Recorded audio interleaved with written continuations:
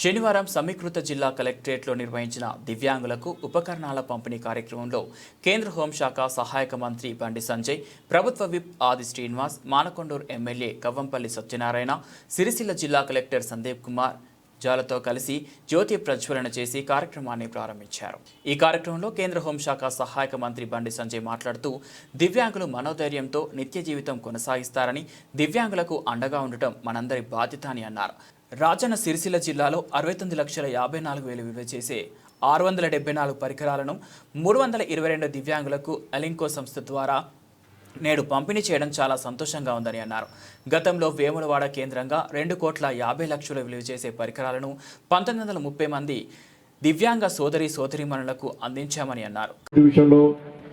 నేను కష్టపడి నేను కూడా కిందికి వచ్చిన నేను కార్పొరేటర్ అన్న వ్యక్తిని మీరందరూ కష్టపడి వాళ్ళని పార్లమెంట్ సభ్యుని చేస్తే మా ప్రభుత్వం నరేంద్ర మోడీ గారు నన్ను కేంద్ర మంత్రి చేశారు. ఇదందరూ మీరు పెట్టే భిక్షనే కప్ప నాకు వేరే ఉద్దేశం లేదు. కాబట్టి దాన్ని తప్పకుండా నేను కాపాడుకుంటా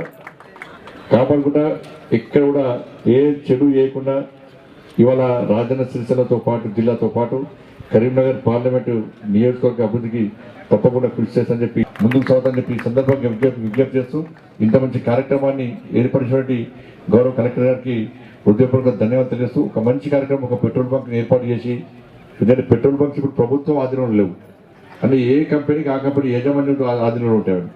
అటువంటి యాజమాన్యంతో మాట్లాడి ఒప్పించి ఇలా 24 మంది దివ్యాంగులకు దాని ద్వారా ఉపాధి కల్పించేటువంటి ప్రయత్నం చేయడం, ఒక్కొక్కరికి 18,000 శాలరీ వచ్చే విధంగా ప్రయత్నం చేయడం నిజంగా చాలా సంతోషం.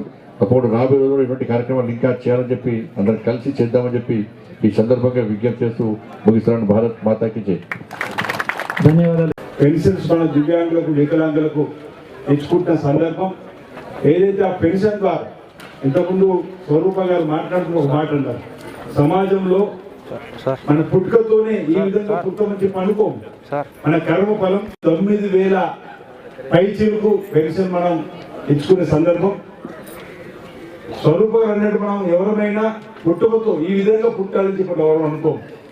అది దివ్యాంగులకు సంబంధించినటువంటి అంశంలో మానవతావాదంతో మన సహకారం అందించేటువంటి క్రమంలో వారికి అండగా నిలబడాలని చెప్పిన ప్రభుత్వాలు ఇస్తున్నటువంటి నిధులతో పాటు వ్యక్తిగతంగా కూడా మనం కూడా సహకారం అందించాలని చెప్పిన ఆలోచన వచ్చినప్పుడు జిల్లాలో ఉన్నటువంటి నిధులతోటి జిల్లా కలెక్టర్ గారు ప్రత్యేకంగా బహుశా దేశంలో ఇలాంటి పెట్రోల్ బంక్ దివ్యాంగులకు లేదు, మన తెలంగాణలో కాదు.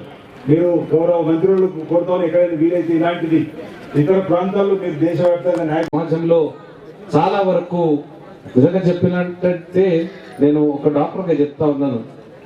పూర్వకాలంలో చాలా రకరకాల రుగ్మతలతో మెంటల్లీ హ్యాండిక్యాప్డ్ కానీ, పోలియో వల్ల కానీ, ఇతర అవయవాలు స్పైన్ వల్ల కానీ ఇవన్నీ కూడా పుట్టేవాళ్ళు. కానీ ఈరోజు సాంకేతికంగా అభివృద్ధి చెందిన దేశంగా మనం ఈరోజు ప్రతిదీ తల్లి కడుపులో ఉన్నప్పుడే